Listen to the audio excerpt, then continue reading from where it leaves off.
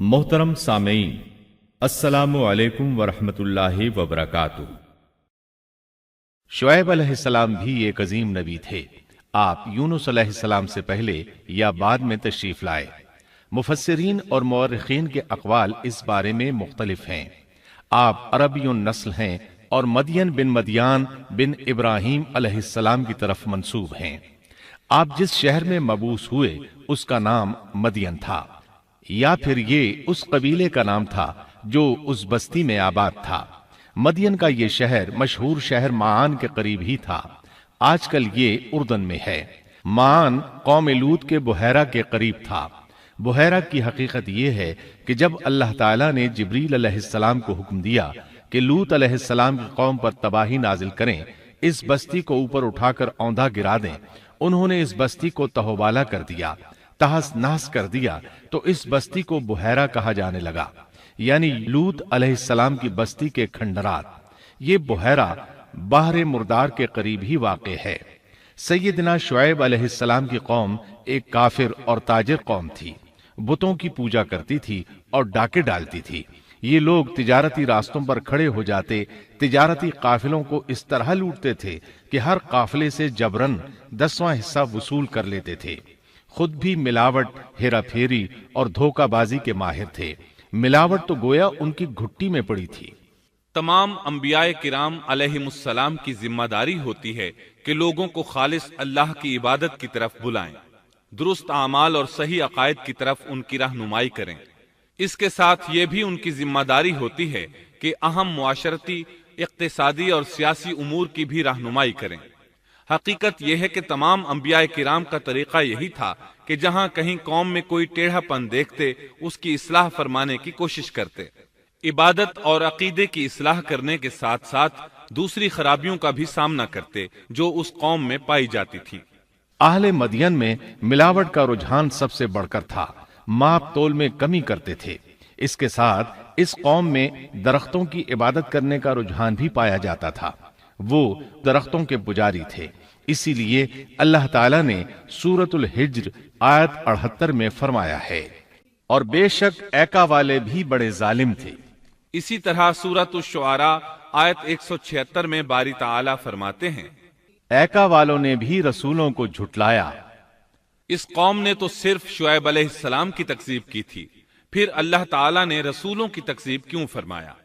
इसका जवाब यह है कि एक रसूल और नबी की तकज़ीब तमाम अंबियाए किराम की तकज़ीब है, क्योंकि सब अंबियाए किराम की दावत एक है।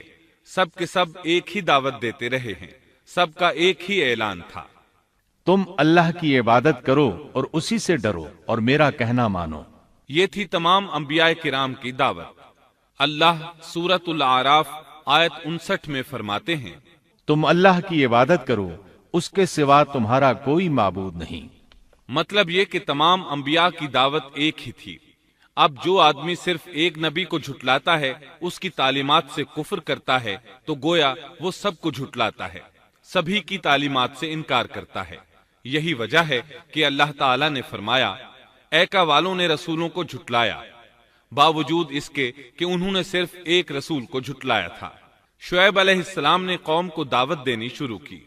अल्लाह ताला सूरह आराफ आयत 85 में फरमाते हैं, और हमने मदियन की तरफ उनके भाई शुएब को भेजा।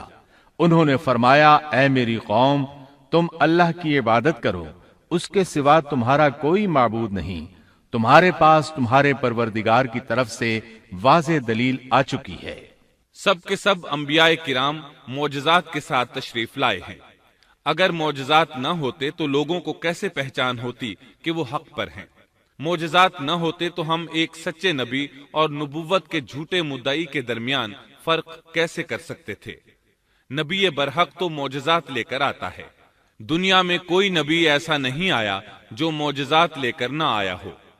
मोजज़े की तारीफ में उलमा लिखते हैं, मोजज़ा उस खिलाफ आदत अम्र को कहते हैं जो इंसानों की ताकत से बाला हो और उसमें किसी आदमी का अमल दखल न हो, यानी जिसको पेश करने से इंसान आजिज हो।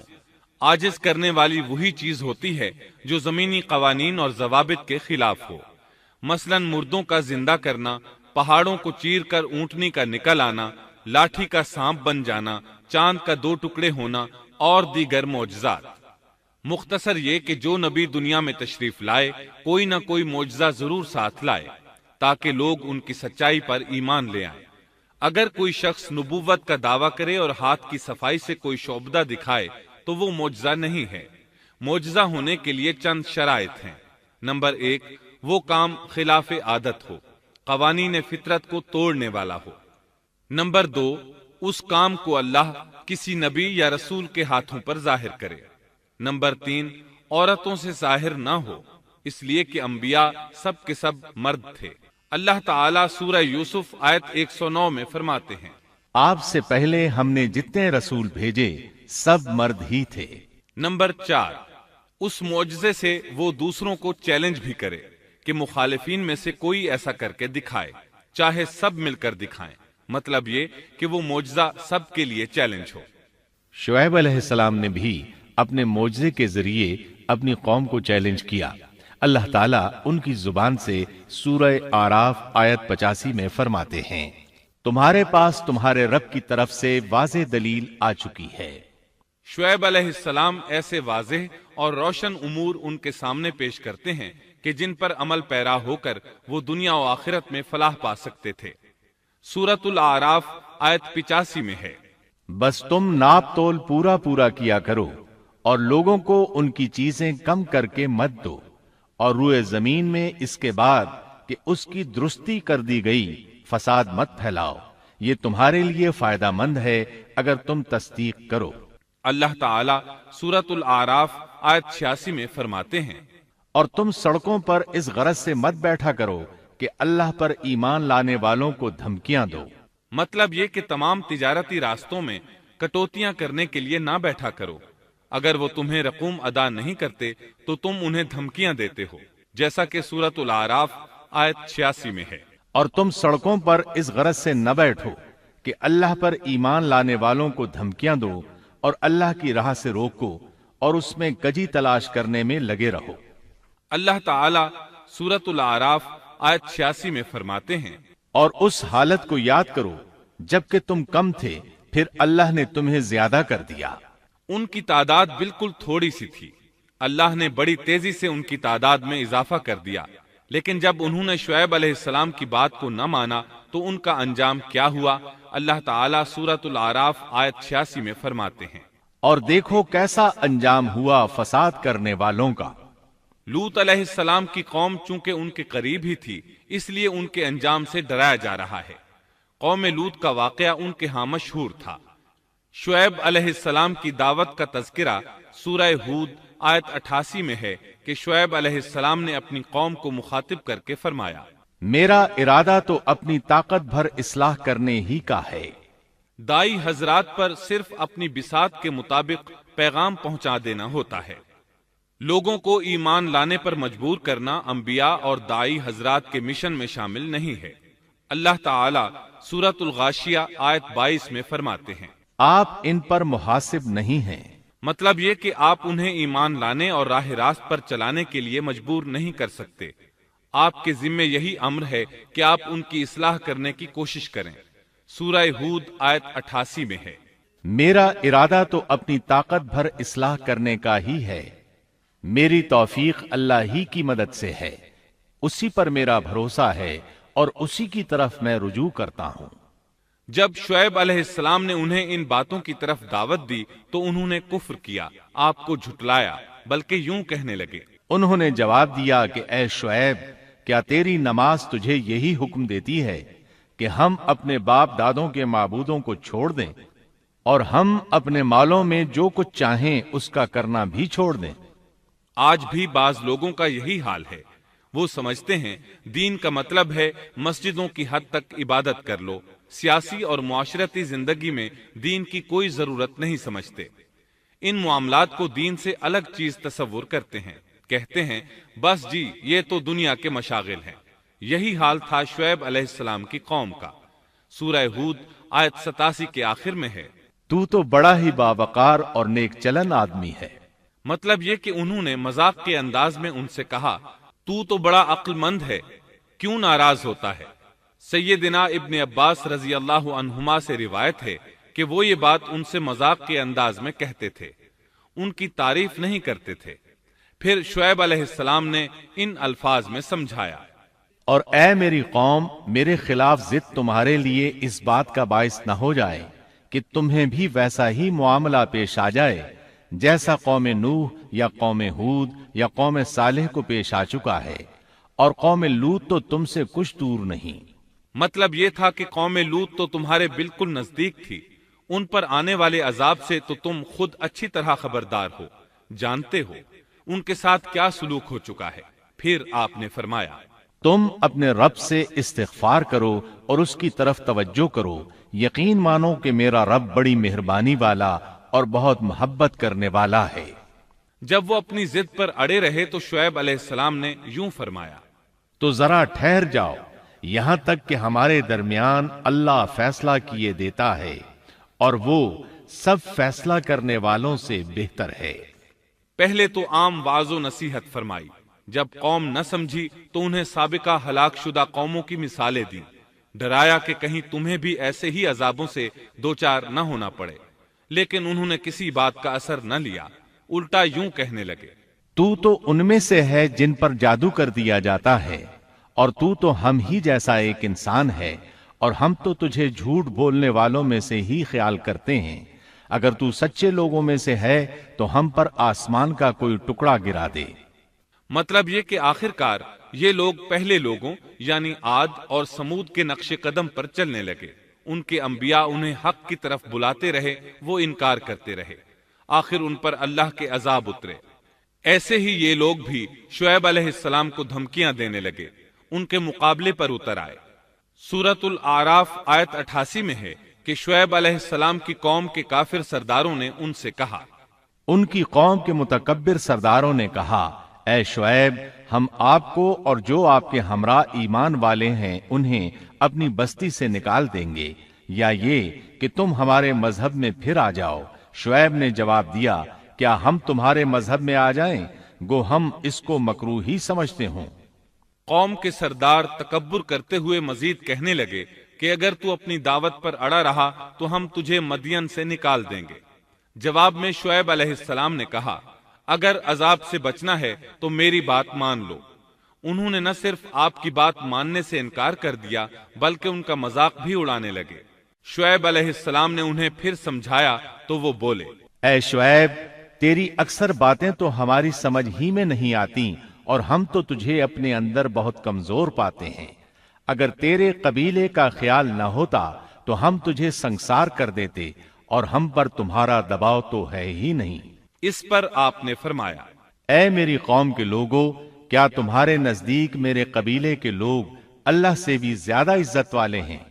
مطلب یہ کہ تم میری قوم قبیلے سے تو ڈرتے ہو لیکن اللہ تعالیٰ کا تمہیں کچھ بھی ڈر نہیں۔ اس موقع پر انہوں نے اپنی قوم کو یوں خبردار کیا، اے میری قوم، اب تم اپنی جگہ عمل کیے جاؤ، میں بھی عمل کر رہا ہوں۔ بہت جلد تمہیں معلوم ہو جائے گا کہ کس کے پاس وہ عذاب آتا ہے جو اسے رسوا کر دے، اور کون ہے جو جھوٹا ہے۔ تم بھی انتظار کرو، میں بھی تمہارے ساتھ انتظار کرتا ہوں۔ پھر آپ نے دعا فرمائی، اے اللہ، میرے اور میری قوم کے درمیان فیصلہ کر دے۔ ادھر قوم کے لوگ انہیں بستی سے نکالنے اور سنسار کرنے کی دھمکیاں دینے لگے۔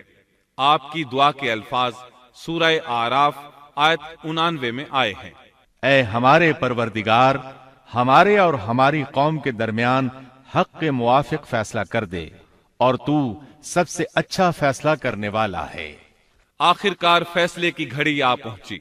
اللہ تعالیٰ نے سیدنا شعیب علیہ السلام اور ان پر ایمان لانے والوں کو نجات عطا فرمائی، اور ان کی قوم پر عجیب و غریب عذاب نازل ہونا شروع ہوا، اور عذاب صرف ایک ہی قسم کا نہیں تھا، کئی نوعیتوں اور شکلوں میں آیا۔ اللہ سبحانہ و تعالی ہمیں اپنی قدرت کی نشانیاں دکھاتے ہیں کہ قوم عاد کس طرح تند و تیز ہواؤں سے تباہ کی گئی، جبکہ شعیب علیہ السلام کی قوم کو اس کے بالکل برعکس عذاب دیا گیا۔ اللہ تعالیٰ نے ہوا کو روک لیا، حالت ایسی ہو گئی کہ ہوا بالکل نہ چلی، گرمی اور حرارت تیز ہو گئی۔ پھر اللہ تعالیٰ نے بستی سے باہر ایک بادل بھیجا، اس کے نیچے سایہ تھا، بچے، بوڑھے، جوان اور عورتیں سبھی اس سائے میں جگہ پانے کے لیے بھاگے۔ تاکہ گرمی سے بچ سکیں۔ آخر بادل کے نیچے پہنچ کر بیٹھ گئے۔ ہوا کو گم پایا تو بادل کو دیکھتے ہی اس کے سائے کی طرف لپکے، لیکن اس میں تو عذاب تھا اور انہوں نے یہی تو کہا تھا، اگر تم سچے لوگوں میں سے ہو تو ہم پر آسمان کا کوئی ٹکڑا گرا دو۔ بس اللہ تعالی نے آسمان سے ایسا ہی عذاب بھیج دیا۔ اللہ سورہ آراف آیت 91 میں فرماتے ہیں، پس انہیں زلزلے نے آ پکڑا، سو وہ اوندھے کے اوندھے پڑے رہ گئے۔ اللہ تعالی مزید فرماتے ہیں، سورہ ہود آیت 94 تا 95 میں ہے، جب ہمارا عذاب آ پہنچا ہم نے شعیب کو اور ان کے ساتھ تمام مسلمانوں کو اپنی خاص رحمت سے نجات بخشی، اور ظالموں کو سخت چنگھاڑ نے آ پکڑا جس سے وہ اپنے گھروں میں اوندھے پڑے رہ گئے، گویا کہ وہ ان گھروں میں کبھی بسے ہی نہ تھے۔ آگاہ رہو، مدین والوں کے لیے بھی ویسی ہی پھٹکار ہے جیسی پھٹکار سمود پر پڑی۔ شعیب علیہ السلام اور ان پر ایمان لانے والے ان لوگوں سے دور کھڑے تھے، وہ ان کی طرف حسرت بھری نگاہوں سے دیکھ رہے تھے۔ سورہ آراف آیت 93 میں ارشاد ربانی ہے، اس وقت شعیب ان سے منہ موڑ کر چلے اور فرمانے لگے، اے میری قوم، میں نے تمہیں اپنے پروردگار کے احکام پہنچا دیے اور میں نے تمہاری خیرخواہی کی، پھر میں ان کافر لوگوں پر کیوں رنج کروں؟ اس کے بعد وہ دوبارہ مدین کی طرف لوٹ آئے، کیونکہ مدین شہر تو باقی رہ گیا تھا، صرف اہل مدین ہی تباہ ہوئے تھے۔ بعد میں لوگ آہستہ آہستہ مدین میں آ کر آباد ہونے لگے۔ مدین شہر پھر سے آباد ہو گیا، اس کی رونقیں لوٹ آئیں۔ اب مدین کے اکثر باشندے مسلمان تھے، وہ مسلمان جو شعیب علیہ السلام کے ساتھ تھے۔ وہ اور دوسرے علاقوں سے آنے والے کفار اب اس شہر کے باشندے تھے، اور یہی وہ مدین شہر تھا جس میں سیدنا موسیٰ علیہ السلام تشریف لائے تھے۔ شعیب علیہ السلام کا قصہ اپنے اختتام کو پہنچا۔ کتاب و سنت کی اشاعت کے عالمی ادارے دارالسلام کی طرف سے آپ کی خدمت میں تخلیق کائنات اور تخلیق آدم علیہ السلام سے لے کر عیسیٰ علیہ السلام تک تمام انبیاء اور قوموں کا تذکرہ قصص الانبیاء پیش کیا جا رہا ہے۔